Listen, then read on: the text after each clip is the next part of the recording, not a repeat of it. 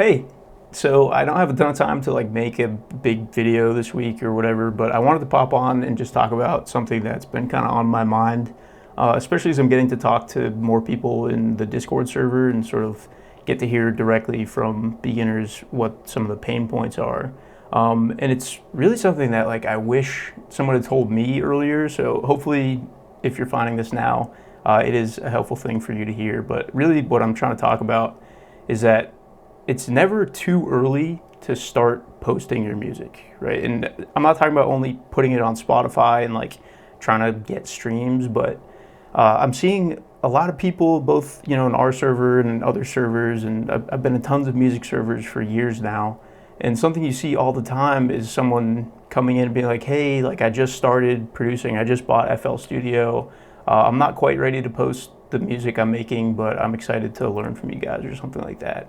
And then there's just radio silence for months from them. I think that's like a super common storyline. As someone gets excited about this, they dive into it, they start learning, watching tutorials. But then there's this like kind of long gap, this long period between like starting and actually starting to share anything.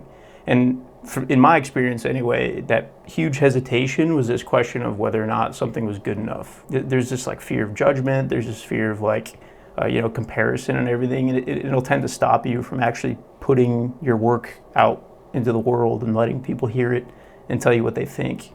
And I think something that's really important to like grasp tightly and truly understand is that the fastest way to get better, the fastest way to get to a product that you're happy with, the easiest thing you can do to improve quickly is to seek feedback. And feedback can come in different forms at different stages in your production, where like a beginner is definitely going to benefit from like having a conversation with someone or posting it in a feedback channel like we have on our server, and just seeing what other people's ears are picking up on, seeing what someone with more experience might suggest you do to that track, and having a real conversation and exchange about sort of the weak points and the setbacks and the things that aren't quite fitting. But then even as you move on, like say you've got the basics down, you've got a little bit of theory knowledge down, you know how to structure a track and you're building songs, I'm still talking to a ton of people that, for whatever reason, aren't taking that leap and throwing something out on Spotify. So I want to challenge anyone that's feeling this way to try to think of it this way. There's the feedback I just talked about, post it in a server or a private conversation, or you bring it to your friends and family and say, "Hey, what do you think of this?" That's feedback type A, the classical sense. But the other type of feedback is more like data gathering, right? Like if you're like, "I think this might be good enough to release," and you post it in feedback, you've brought it to your friends and your family, and they're all like, "This is the best song you've made so far." And you're like, like this could be better, like this isn't quite right, this definitely isn't as good as these like bigger artists that I follow and that I really like. So I'm going to hold on to it. I'm going to wait until I get there, until I get to that professional sound before I start putting things out. I think that's the wrong approach myself, because I think a really important type of data is to put the music out and then see how a real unbiased audience is responding to it, right? And like the simplest level of that data is really, did this song get a bunch of streams? But there's more direct ways to think of it, right? Like there's platforms like Daily Playlist or Submit Hub, where you can submit directly to playlist curators, like private owners that own personal playlists that, some get a lot of streams, some get absolutely none. And in that case, you're literally presenting them with a product and saying, "Do you accept this for your shelves?" They're a store owner, and you're asking them to sell your music in their storefront.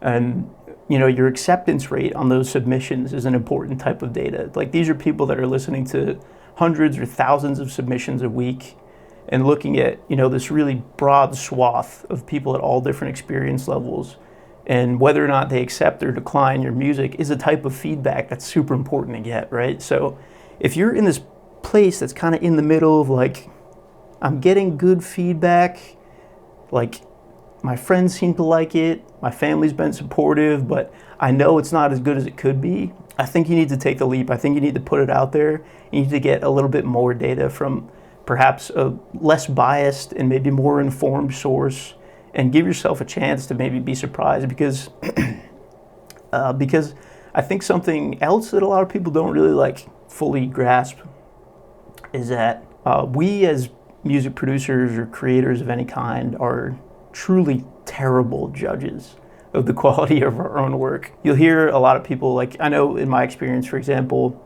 my band released our first album like, I don't know, several years ago now. It didn't really do much anyway, but this one song on the album we were just pumped about. We're like, this is the best piece of music we've ever made. This is the best song we've ever worked on. Like, people are going to love this song. And when we finally put the song out, or when we finally put the whole album out, rather, people were connecting with, a lot of it. We got some good feedback from several of the tracks, but almost nobody pointed that specific song out. And we were like, what is going on? This is the best song we've ever made. And the thing is, like, yeah, we loved it, but like the audience data was the thing that we were missing, the thing that we didn't know. You can't be sure about why unless you're like polling people and getting that feedback directly. But I think that's like a nice anecdotal point of like, even if you're super confident, you're like, this is the best beat I've ever made, this is the best song I've ever made, you're gonna be surprised. And that goes the same for the other way. If you're like, oh man, this song's never gonna get on the playlist, people are never gonna listen to the song, like this song's not nearly as good as those big major artists that I really love. But you'll be shocked that people will tend to connect with things that you don't always expect, because everyone's different, right? Everyone's got certain things that they like more. They've got motifs that connect with them. They've got rhythms that they love. Some people love a muddy mix. Some people like bad mixes. That's a real thing, okay?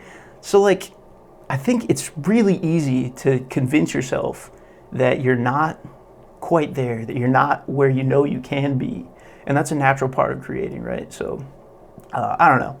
This is just a rant, but I do hope that it's some type of helpful. I really wish that I had heard this earlier in my production journey, because honestly, when I did finally start posting even the terrible beats that I wish I never did, I was surprised with how well they were received, and I continued to be surprised with, how well they're supported and the streams that they're still getting, despite, I think, my music getting a lot better over the past few years. So, yeah, I don't know. Just keep making music and get it out there, get some feedback, see what happens. You never know. All right, I'll see you guys next week. Peace.